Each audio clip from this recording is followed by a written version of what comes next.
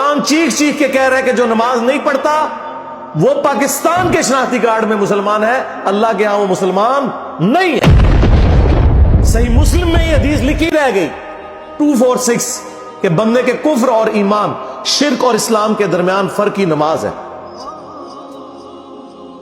یہ حدیث مسلم میں ہی لکھی رہ گئی کہ ابن مسعود رضی اللہ تعالیٰ عنہ کہتے ہیں کہ جماعت کے ساتھ نماز پڑھنا یہ سنت خدا ہے، یہ تمہارے نبی کی وہ سنت ہے جو اللہ نے انہیں عطا کی، اگر اسے چھوڑ دو گے تو برباد ہو جاؤ گے۔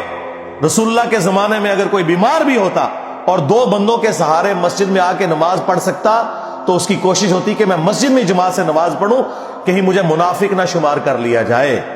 جماعت چھوڑنے پر رسول اللہ کے زمانے میں سمجھا جاتا تھا صلی اللہ علیہ وآلہ وسلم کہ بندہ منافق ہے۔ صحابہ کرام کو، اہل بیت کو کب معلوم تھا کہ ایسی امت بھی آنے والی ہے جو آپ سے بڑا عاشق رسول ہونے کا دعویٰ کرے گی اور نماز ایک نہیں پڑھے گی؟ تو وہ کہتے یار یہ تو بڑا آسان اسلام ہے۔ تو یہ حدیثیں تو مسلم شریف میں لکھی رہ گئی، پریکٹیکلی کس نے عمل کیا اس کے اوپر؟ یہ حدیث ترمذی میں لکھی رہ گئی کہ ہمارا اور منافقین کا عہد نماز کی بنیاد پہ ہے، جس نے نماز چھوڑی اس نے کفر کیا۔ یہ صحابہ کرام علیہ رضوان کا فتویٰ ترمذی میں ہی رہ گیا۔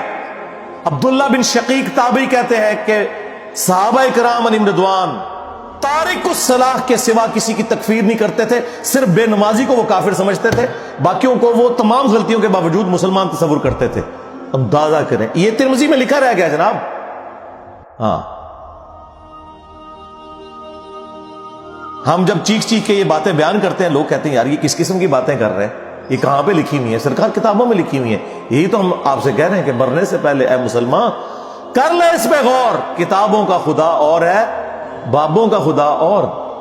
یہ حدیث ابو داؤد میں ہی لکھی رہ گئی کہ بچہ جب 7 سال کا ہو جائے تو اسے نماز کا حکم دو، اور نہ پڑھے 10 سال کی عمر میں اسے سزا بھی دو، اور 10 سال کے بچوں کے بستر بھی الگ کر دو۔ یہ ابو داؤد میں لکھی رہ گئی حدیث، عمل کس نے کیا؟ یہ حدیث ابن ماجہ میں لکھی رہ گئی کہ نبی علیہ السلام نے فرمایا اے معاذ، اللہ کے ساتھ شرک نہ کرنا، خواہ تمہارے ٹکڑے ٹکڑے کر دیے جائیں، تمہیں قتل کر دیا جائے، سولی دے دیا جائے، یا آگ میں زندہ جلا دیا جائے، شرک نہ کرنا۔ یہ پہلی نصیحت۔ اسی حدیث میں دوسری نصیحت، نماز نہ چھوڑنا۔ تمہارا اللہ کے ساتھ عہد نماز کی بنیاد پہ ہے، اگر تم نے نماز چھوڑ دی تو اللہ کا ذمہ اٹھ گیا تم سے۔ اور تیسری چیز فرمایا شراب نہ پینا، یہ تمام برائیوں کی جڑ ہے۔ تو یہ حدیثیں تو لکھی رہ گئی سرکار۔ یہ حدیث مسند احمد میں ہی لکھی رہ گئی کہ نبی علیہ السلام نے فرمایا کہ نماز قیامت کے دن نمازی کے لیے دلیل، نجات اور نور ہوگی، اور جو نماز نہیں پڑھتا قیامت کے دن نہ اس کے لیے کوئی دلیل ہوگی اللہ کے حضور بچنے کی، نہ نجات اور نہ کوئی روشنی، نور جو پولیس رات سے گزرنے کے لیے قرآن میں آیا نا، وہ نور۔ اور پھر نبی السلام نے فرمایا کہ بے نمازی کا حشر اسی حدیث میں آتا ہے، فرعون، قارون اور حامان اور امیہ ابن خلف کے ساتھ ہوگا۔ ہاں جی، کچھ بھی ہے تیرے محبوب کی امت سے ہے۔ محبوب تو پہلے ہی بتا گئے ہیں کہ بے نمازی تیرا حشر تو فرعون کے ساتھ ہونا ہے، تیرا حشر قارون کے ساتھ ہونا ہے، امیہ ابن خلف کے ساتھ ہونا ہے۔ اور یہ تو میں آپ کو صرف ایک بات کر رہا ہوں۔ اب اگر میں قرآن کی توحید بیان کرنا شروع کروں تو قرآن کے پہلے صفحے کا ٹیسٹ دنیا کے کروڑوں مسلمان پاس نہیں کر سکتے۔ ایاک نعبد و ایاک نستعین، یہ قرآن میں لکھا رہے گا۔ ماشاءاللہ فجر کی نماز میں یہ پڑھ کے نکلتا ہے، اور مسجد کے ساتھ جو دربار ہے ریگولرلی حاضری دے کے اس بابے سے بھی مانگ کے گھر آتا ہے۔ تو کیا نماز تو پڑھی؟ تو مسلمان ہے، تیری ہر نماز کی ہر رکعت میں تو یہ نہ پڑھے تیری نماز ہی نہیں ہوتی۔ ایاک نعبد و ایاک نستعین، اے اللہ عبادت بھی تیری کریں گے، دعا بھی تجھی سے مانگیں گے، مدد بھی تجھی سے مانگیں گے۔ یہاں مدد مانا دعا کیا، لیکن یہاں مولویوں نے پھر پٹی پڑھا دی، ان کا نہیں جی نہیں جی، امی سے روٹی نہ مانگے. اندازہ کریں قرآن کا مذاق اڑا رہے ہیں، حالانکہ انہیں پتہ ہے کہ قرآن میں یہ آیت موجود ہے وَتَعَاوَنُوا عَلَى الْبِرِّ وَالتَّقْوَى وَلَا تَعَاوَنُوا عَلَى الْإِثْمِ وَالْعُدْوَانِ. نیکی اور پرہیزگاری کے کاموں میں ایک دوسرے کی مدد کرو اور برائی میں الگ رہو. قرآن نے بتایا ہے کہ اللہ نے دنیا کو اسباب کے ساتھ جوڑا ہوا ہے. یہاں ایاک نستعین میں دعا کے اعتبار سے بتایا جا رہا تھا کہ غیر اللہ سے نہیں کرنی، ظاہری اسباب کا تو قرآن میں حکم ہے. لیکن دیکھ لیں،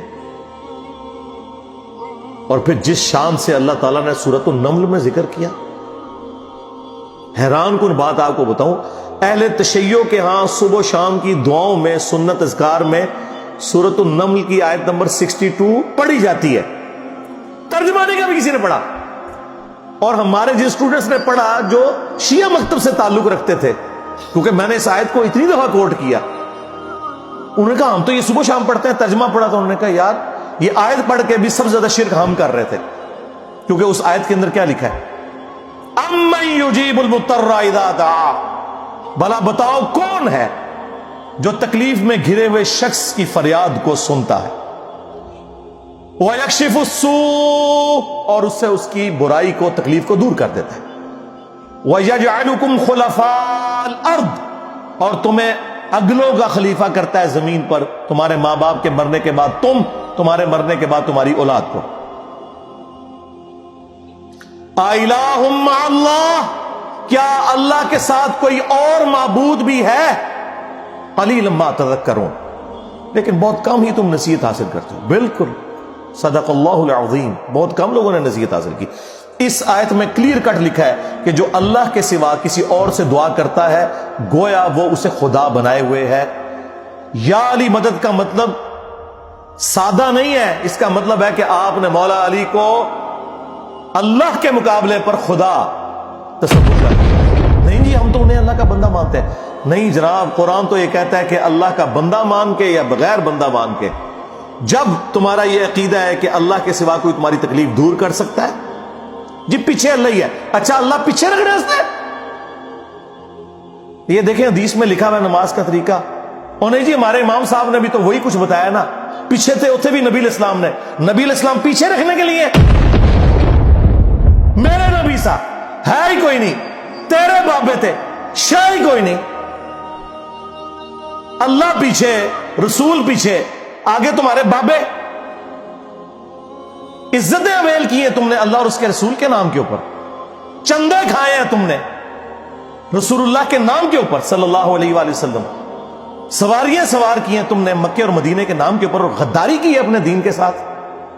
ممبروں پہ چڑھ کے کہتے ہو قرآن و حدیث ڈائریکٹ نہ پڑھنا، گمراہ ہو جاؤ گے. واہ، یہ کوئی یہودی یا نصرانی آ کے بات کرے ہم منہ توڑ دیں. جس طرح آج آگ لگانے کے اوپر قرآن کو ہمیں کتنا غصہ چڑھا ہوا ہے. تیرا مفتی ہر جمعے کو کھڑا ہو کے کہ قرآن اور بخاری ڈائریکٹ نہ پڑھنا، گمراہ ہو جاؤ گے. آگ تو یہ لگا رہا ہے، وہ آگ تو ایک دن تھی، اس سے کوئی فرق نہیں پڑا. قرآن کے ملینز آف کاپیز دنیا میں موجود ہیں، ملینز آف حافظ قرآن ہے. قرآن کو کوئی آگ نہیں لگا سکتا، دنیا سے ختم نہیں کر سکتا. اصل جو چور چھپا ہوا ہے وہ تیرے اندر چھپا ہوا ہے. جو یہ علماء ہیں شیاطین، جنات اور انسانوں میں سے شیاطین، جو تمہیں یہ کہہ رہے ہیں قرآن ڈائریکٹ نہ پڑھنا، گمراہ ہو جاؤ گے. اور تم کہتے ہو مفتی صاحب نے فرما دیا. سبحان اللہ.